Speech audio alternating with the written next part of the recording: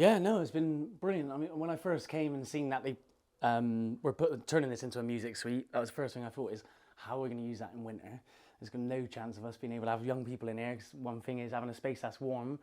And when I came in, at first I thought these were audio panels, and someone said they're radiators. I was like, wow.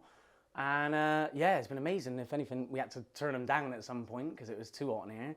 And it's been really good to see young people come in and sit in the space, chill in the space, making lots of music. We got a lot of young MCs who use the studio in here. And we get two professionals come down from a group called Freestyle Bristol, who do music only sessions. So yeah, it's been a really nice addition. And it wouldn't have been possible without the heaters, essentially, because it would have been way too cold. So yeah.